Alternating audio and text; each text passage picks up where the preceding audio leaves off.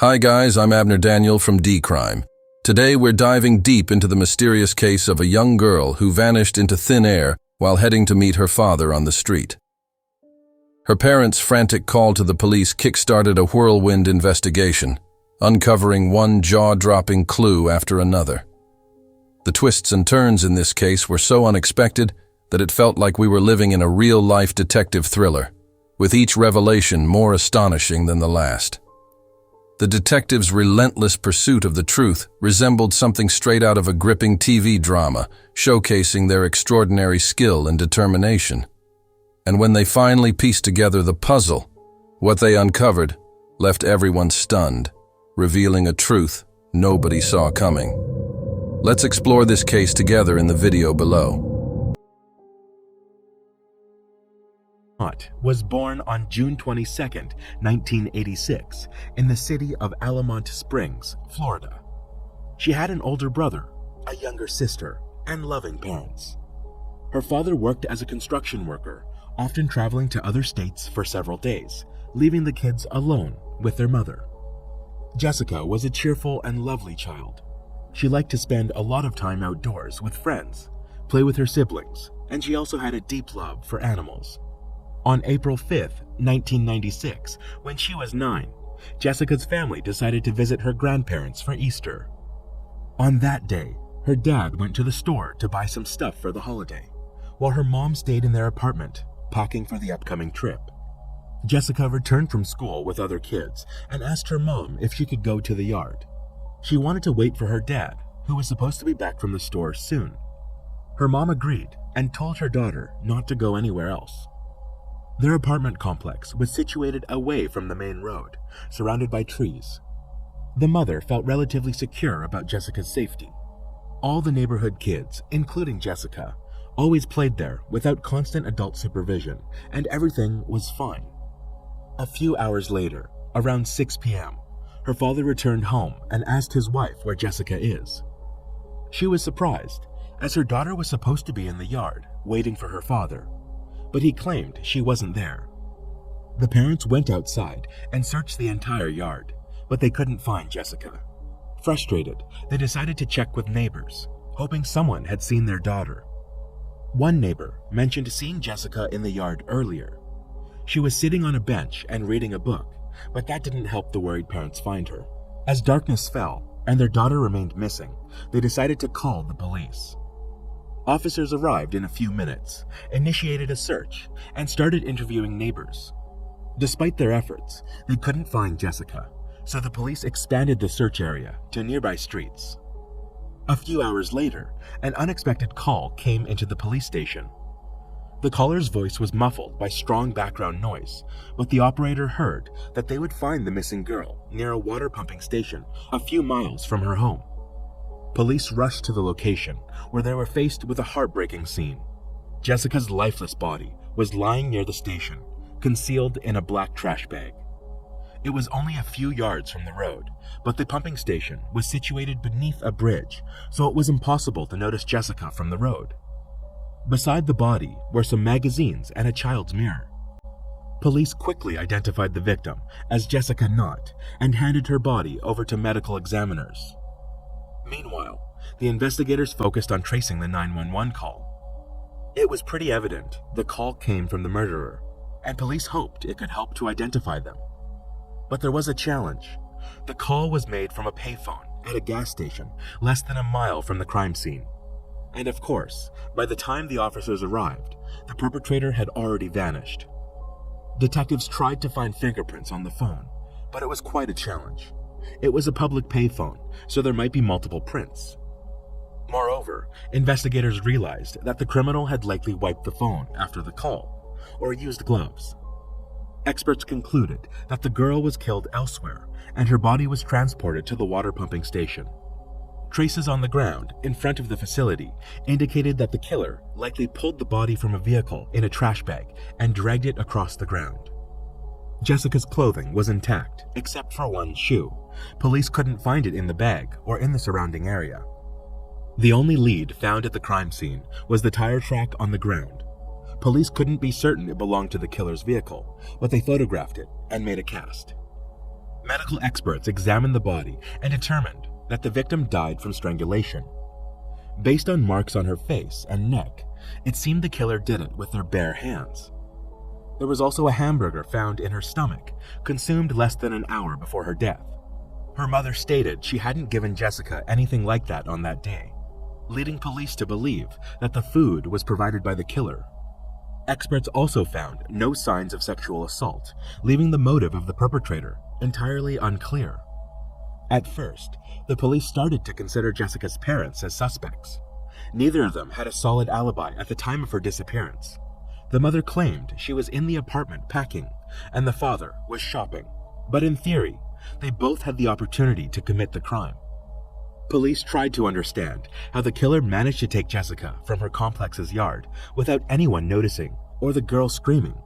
It led them to believe that the perpetrator likely knew the victim well, and she left with him willingly. Another supporting factor was the tone of the killer's voice during the 911 call. Despite the experts' efforts to clean up the recording, they noticed sorrow and regret in the killer's voice, as if they genuinely regretted committing the murder. The fact that the killer took the risk of calling 911 spoke volumes. The perpetrator could have done it either for the thrill of playing with the police and manipulating the investigation, or they genuinely regretted their actions and wanted to somehow alleviate that feeling. Considering the caller's evident sadness, investigators leaned towards the second option. Police inspected Jessica's father's car, finding something intriguing in the trunk. There was a roll of black trash bags similar to the one containing the victim's body. However, an expert examining the bag from the crime scene quickly determined it differed from those found in the father's car, clearly belonging to a different roll. So the man was temporarily ruled out as a suspect, and investigators shifted their focus to others. Forensic experts examined the victim's clothing and body for possible clues, and they uncovered a few leads. There was a substantial amount of dog hair. Considering Jessica's family didn't own a dog, the animal most likely belonged to the killer. They also found human hair on her body, belonging to an unknown white male. However, experts needed a few days to extract the DNA profile. 2 types of foreign fibers were also discovered on the girl's clothes. Analyzing their structure, experts concluded that one likely came from a car seat cover and the other from a carpet. This further supported the theory that the victim was killed elsewhere and transported to the water pumping station by car. Regarding the dog hair from Jessica's clothing, experts attempted to determine the breed using the FBI's database, which contained microscopic photos of hair from various dog breeds. This database has proven helpful in criminal cases where dog hair could be a key piece of evidence. Experts compared the hair with samples from the database, eliminating one breed after another.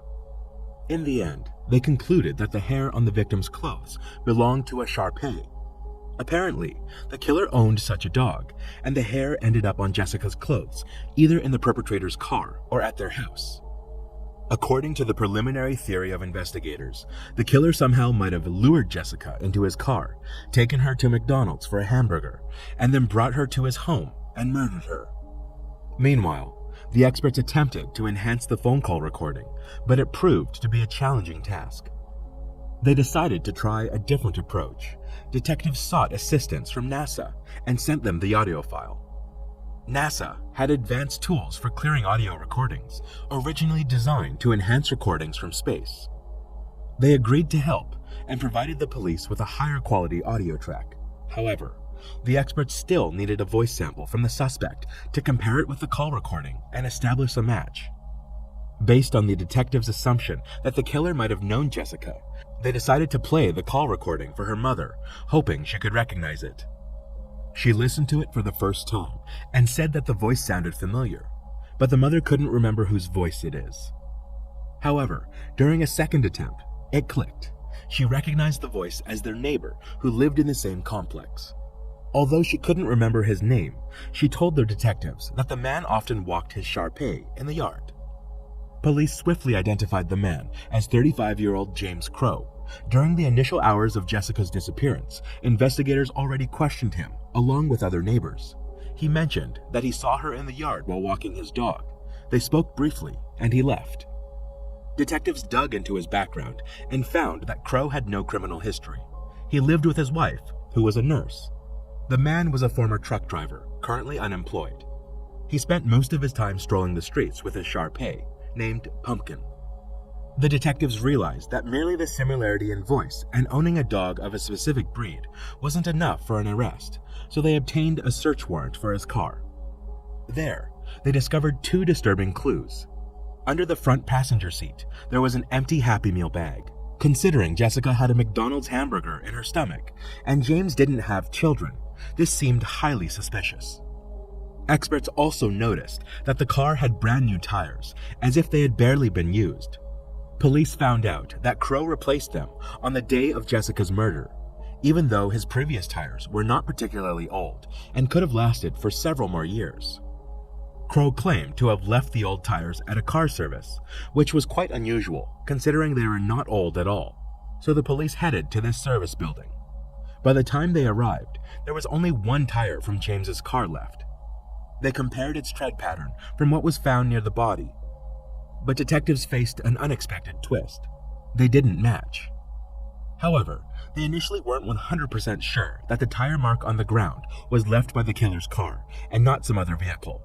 For example, maintenance staff regularly visited the building, and this tire mark could have belonged to their vehicle. The police also searched James's apartment, where they found a new lead. There was a box containing several rolls of trash bags, matching the size and color of the one found on the victim's body.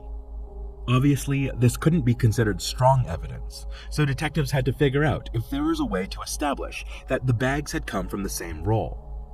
At first glance, this task seemed impossible. The bags themselves had no markings or distinctive features, and there were hundreds of manufacturers of such products. But even the detectives were soon surprised by the creativity they could display in such a complex challenge. They contacted Noel Roberts, the man responsible for quality control at the company that produced the bags found in the suspect's apartment.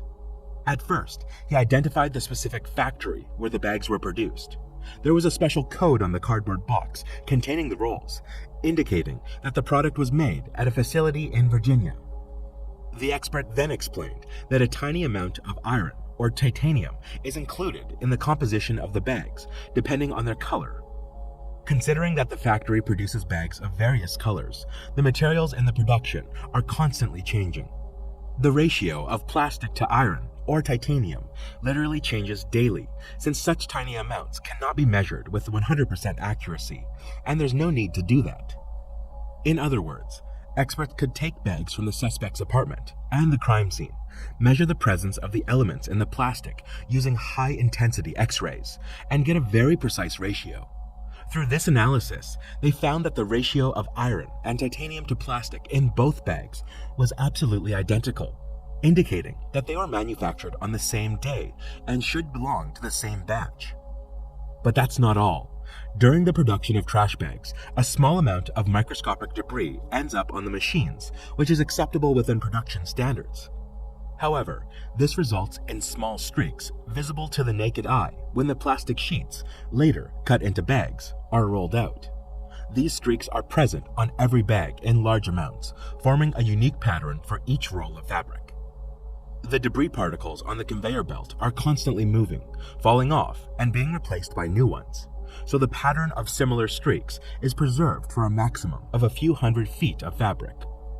This means that it can be understood from this pattern that two different bags were not just made within the same batch, but within a few hours of each other. Experts compared the bags from the suspect's apartment and the crime scene, and the lines on them matched with astonishing precision. But that's not all. The experts also explained that after the bags are manufactured, they are rolled into a bundle using a machine, which often does this somewhat unevenly. But if you don't look closely, these deviations are almost imperceivable, and the rolls appear smooth.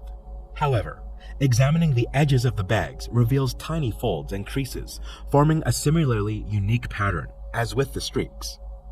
In the end, the experts compared the bags again and found that the pattern on the bags from James's apartment matched the one from the crime scene.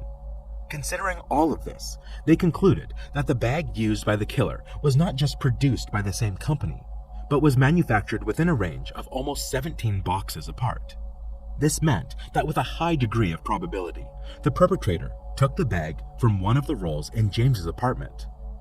Forensic analysts also compared the two types of fibers found on Jessica's clothing with the carpet in the suspect's apartment and the covers of his car seats. Both samples matched. Finally, a sound expert compared the 911 call recording with a voice sample from James and concluded that the voice belonged to the same person.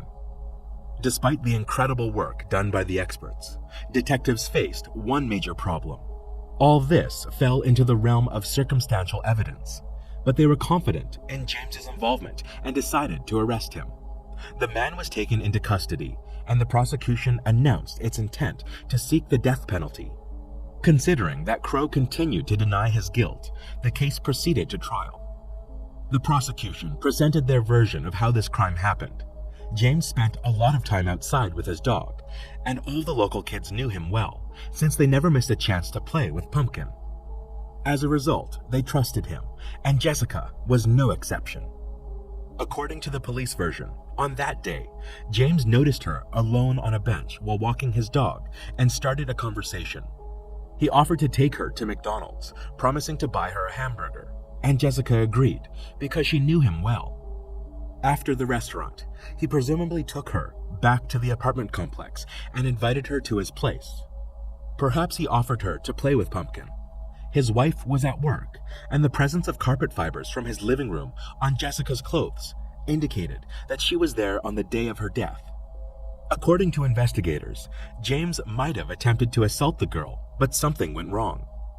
Based on the forensic report, the perpetrator not only strangled the victim with his bare hands, but also pressed his palm against her face.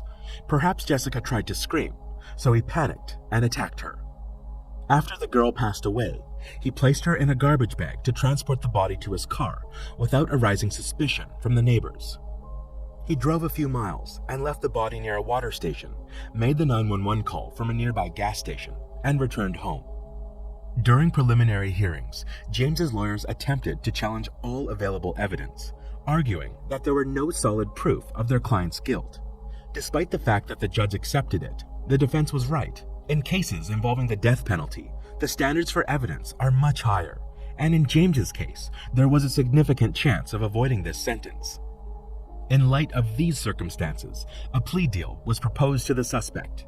Under the terms of the deal, he would admit guilt to second-degree murder and receive a 40 prison year sentence without parole, thus avoiding the death penalty. In the summer of '98, 2 years after the murder, James agreed to the deal. He wasn't required to disclose any details of the crime by its terms. However, he mentioned that part of his decision was to spare Jessica's family and save them from going through the trial. The prosecution believed the perpetrator genuinely showed remorse, citing his 911 call, the purpose of which remained unclear. The only logical explanation in this context was that James sincerely wanted to alleviate his guilt for such a heinous crime. Jessica's parents were not pleased with the deal, as they had hoped for the death penalty. They also wanted the killer to confess, but James remained silent. Nevertheless, he didn't live to see the end of his term. James passed away in November 2011 at the age of 49 due to health problems, taking the details of his actions and motives with him to the grave. Jessica's case involved truly unique work by experts and detectives. The amount of information they gathered by examining ordinary garbage bags astonished even the judge, who had never encountered such evidence throughout his career. Alright guys, share your thoughts on this story in the comment section, and don't forget to hit the like button and subscribe. Thank you for watching.